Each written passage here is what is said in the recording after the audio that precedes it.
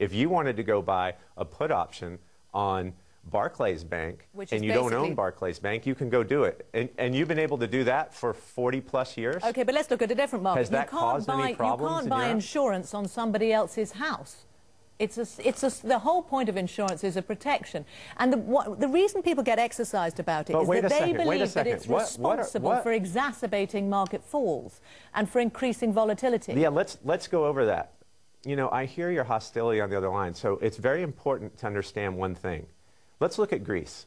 Greece has $500 billion of on-balance sheet debt, right? 380 billion euros. If you go to the DTCC website and you understand the CDS marketplace, the net CDS position today in Greece is $7 billion. $500 billion of cash, $7 billion of CDS.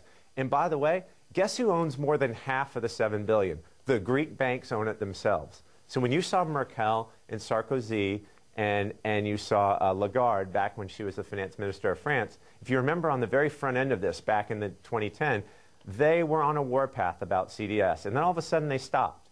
When they realized the majority of the people that own CDS are bona fide hedgers, banks in Greece owning Greek CDS. Okay. They stopped talking about it. When you were asked basically what I have to say about that is you can't hate the mirror because you're ugly. All CDS is a barometer.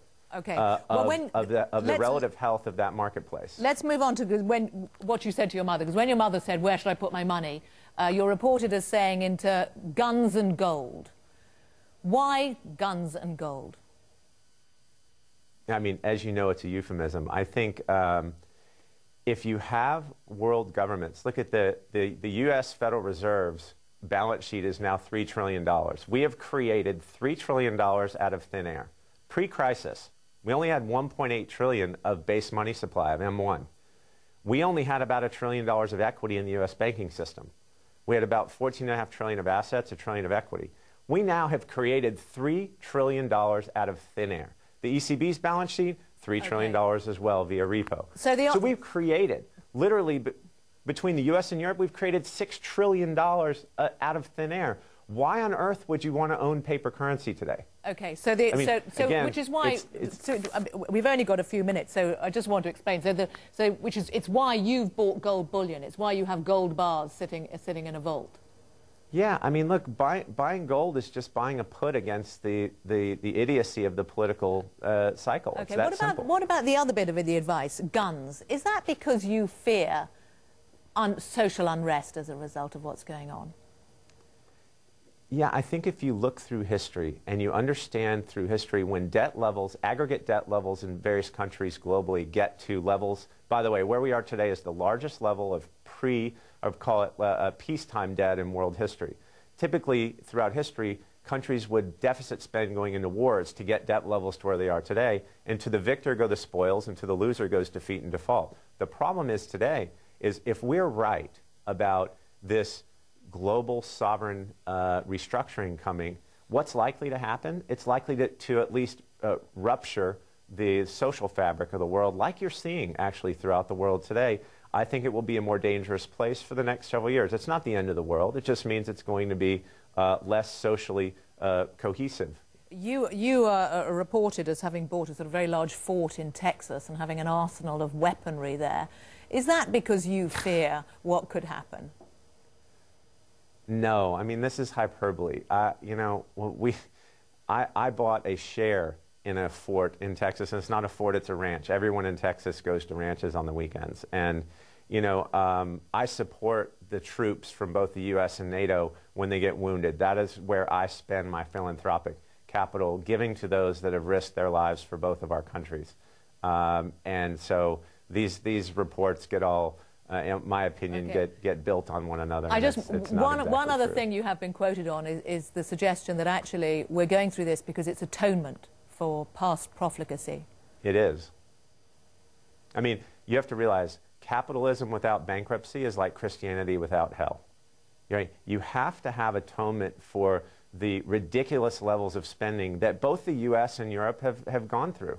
I mean, when you run 10% fiscal deficits, that doesn't sound so bad, 10%.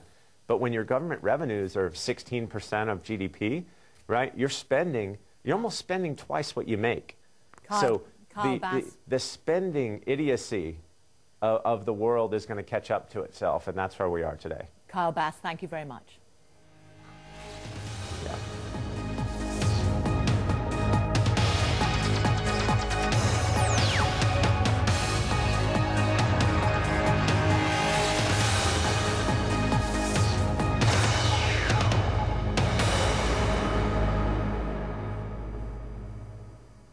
Our Europe editor Gavin Hewitt reports from Athens. The political turmoil in Greece focused on the presidential mansion in Athens today. The Greek Prime Minister George Papandreou, fresh from surviving a confidence vote, went to tell the president his intentions. Afterwards, he said he would try and build a new coalition. These are critical moments. In the next few days, we will take the necessary steps to build the widest possible coalition. Having met with the president, it is clear that the Prime Minister, George Papandreou, for the time being has no intention of resigning, but sees himself as playing a decisive role in setting up a new coalition involving the widest possible consensus. Even so, the expectation is that George Papandreou will have to stand down. Is it possible that Prime Minister George Papandreou could lead a new unity government? No. This is not possible. It won't happen. This is out of the question. Nobody in Greece that knows what's going on thinks that this can happen. The opposition will not contemplate joining a coalition until Mr. Papandreou resigns. They want immediate elections, a jockeying for power that disturbs people. It's the worst time we're living, I think. I'm 30 years old, and I think we're going to the bottom. What are we going to do? Change for what? A new prime minister to do what? I mean, whoever's prime minister has the same problems. Nothing changes. Why all this matters is that any instability here risks deepening the Eurozone crisis. At the G20 this week, they had tried and failed to boost a fund that would protect more important countries like Italy. And Italy, where there was an opposition protest against austerity today, has growing economic problems and is facing a political crisis in the week ahead. Gavin Hewitt, BBC News. Welcome to our viewers on PBS in America and also around the globe. We are coming to you live from the White House to mark 1 year to go until voters cast their presidential ballots. And just as the economy is the biggest threat here, in Italy tonight, it has already cost one leader his job. Prime Minister Silvio Berlusconi has announced he will resign after a new budget law is approved. His decision comes after losing his majority in Parliament earlier today. Just as the government of Italy is feeling the shockwaves from this economic crisis, and we heard it right there, the US is going through a fierce debate all of its own. As we've mentioned, there is just a year to go until voters will decide who gets the keys to the White House just behind me. And with that in mind, President Obama travelled to Pennsylvania today. It's a battleground state, whereas I found the rich are getting richer, but the middle class is increasingly being left behind. See America through the eyes of an advertising agency, and what you find is remarkably instructive. The super top end of the market is thriving. David Burden has no problem selling $3,500 Italian coffee machines. His challenge is marketing the $50 version to a middle class that feels squeezed. When you're thinking of your customers who are more budget orientated, are you suggesting that you have to then work harder perhaps in your strategy? Yeah, and work different, and I think different is harder. You really have to start tailoring your messaging to make sure that you're selling as much on value as you are necessarily on just that experience or the fact that it just sits there and it looks good. Advertisers simply reflect the numbers. Over the last 30 years, the incomes of the wealthiest 1% of Americans have grown by 281%. The incomes of the bottom 90% of the population have been essentially flat. This huge community, now being built at the rate of 200 homes a week, is equipped with shops, schools, churches and railway stations. Levittown, Pennsylvania was built in the 1950s to house America's ballooning middle class. These homes took 16 minutes to build and cost $8,000 to buy. This is where baby boomers were born and where their aspirations grew.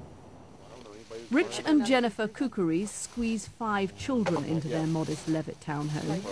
They watch every penny. Rich, do you think you are better off than your parents were?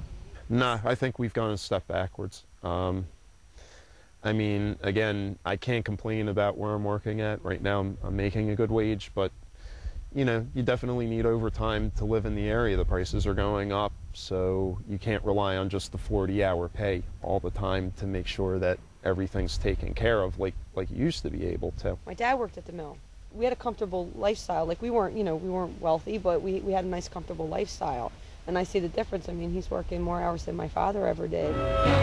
In Bucks County, Pennsylvania, a gigantic 4,000-acre steel plant is ready to operate. This 1950s steel mill tells the story of America's changing economy. Just a decade ago, this plant employed 10,000 people. Today, there are only 75 left. Rich Kukuris is lucky to be one of them. When Levittown was built, the American economy needed labor, lots of it, to fuel the post-war boom. Today, those jobs are increasingly taken by high-tech machines or cheap Chinese workers, and that's not going to change. So the most alarming thing about the shrinking of the American middle class is that it might just be permanent. And that's where Rich's admirable optimism fails him. I'm trying to teach all my kids that. Work hard, play by the rules, do the right thing, and it'll work for you. And, you know, I can only hope that it really does. Levittown was meant to be a starting block, a first step up the ladder of prosperity. That's changed. In America today, moving up is hard to do. Catty Kay, BBC News, Levittown, Pennsylvania. Well, as politicians grapple with how to put nearly 14 million Americans back to work, the main question is where the jobs will come from. Small businesses were traditionally seen as essential to hiring more workers, but they can't afford to right now. So, as Michelle Fleury reports from North Carolina, the job attention has switched to large corporations. Early morning in Clayton, North Carolina. Here, Caterpillar tests the heavy equipment it makes. It's among a handful of companies ploughing profits back into its business. Caterpillar is optimistic about the future, so much so that they're investing in new staff. Since the beginning of 2010, they've hired 30,000 new employees worldwide, 40% of them right here in the United States. Adrian Reeves is one of the company's recent recruits. A father of 2, he was out of work for 7 months. When you are a parent and you have other individuals looking to you when they need things, it can be a bit tough if you're not able to get the things that they need, much less the things that they want. At the Sanford, North Carolina facility where he works, they're adding 325 positions over 5 years. So with all this hiring, why don't big firms get more credit as job creators? It's easy to take shots at corporate America. Mary Bell is a Caterpillar vice president. I think historically, as we look back, big business has created the bulk of the jobs in either recovering economies or growing economies, and that is certainly true today. Down the road, you won't find any disagreement. With the jobless rate above the national average, employment provided by nearby Fortune 500 companies is helping to keep this town vibrant.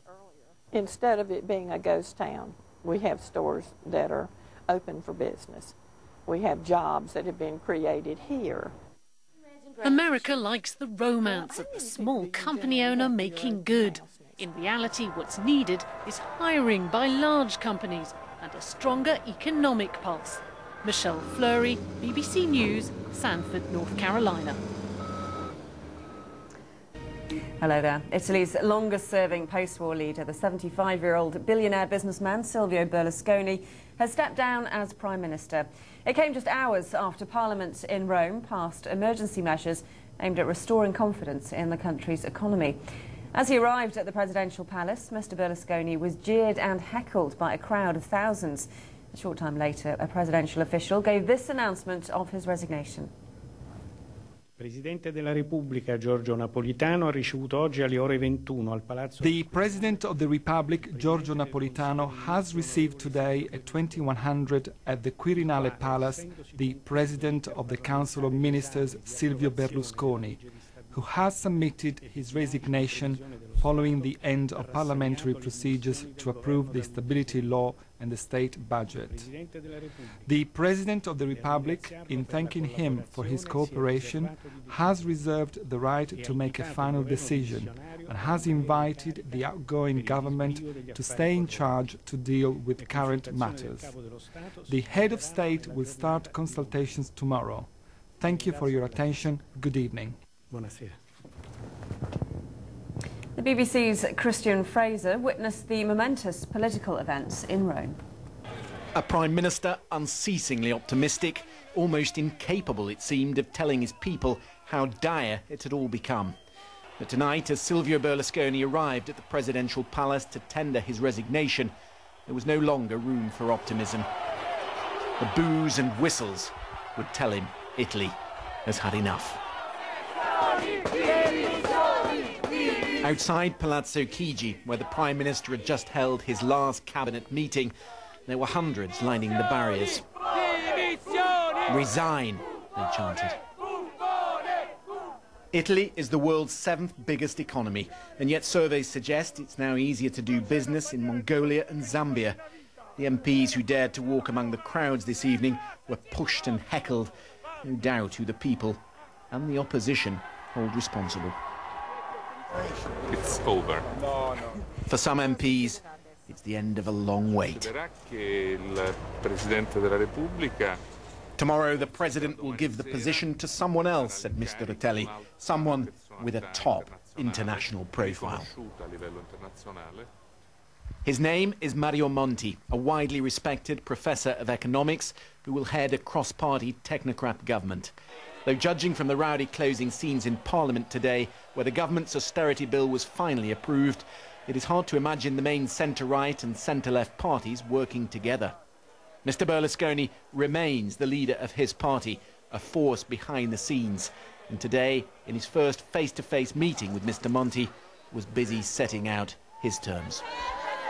No matter, by the end of the evening, the anger had turned to celebration as news of Mr. Berlusconi's resignation was officially announced. But does the new Prime Minister they welcome really have the power and charisma to unite the Parliament and the country behind the tough reforms demanded?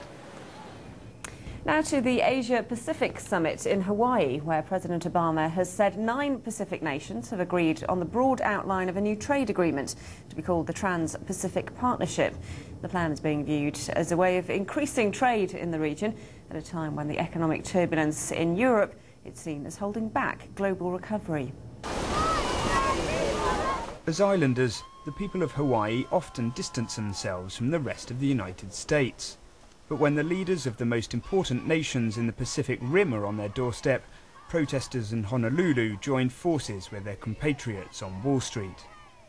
The host, Barack Obama, is a native of Hawaii himself, of course, but he was in far more welcoming mood. Some might say he has to be. With Europe spiralling deeper into its debt crisis, his administration knows that these guests might represent the United States' best way out of its own economic slump. President Obama is using the summit to push hard for a regional free trade agreement called the Trans-Pacific Partnership, or TPP.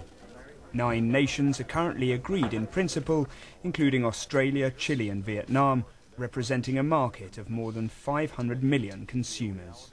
I'm confident that we can get this done. Together we can boost exports, create more goods available for our consumers, create good jobs, and compete and win in the markets of the future. But Mr. Obama's confident tone was in sharp contrast to that of the Chinese Premier Hu Jintao. Rising inflationary pressures confront the emerging markets. Protectionism in various forms is on the notable increase. The global economic recovery is fraught with great instability and uncertainty. Although Beijing has said it supports a Pacific free trade area, China is not yet being touted as a member. Washington has reiterated its criticism at APEC that the Chinese government is keeping its currency artificially low, something the US says has hurt its exports. But with Japan now voicing interest in the regional free trade pact, its members hope it could become a larger and more healthy economic group than the European Union. Will Grant, BBC News. Well, President Obama has welcomed the Arab League's decision to suspend Syria's membership over its failure to end the violence against anti-government protesters.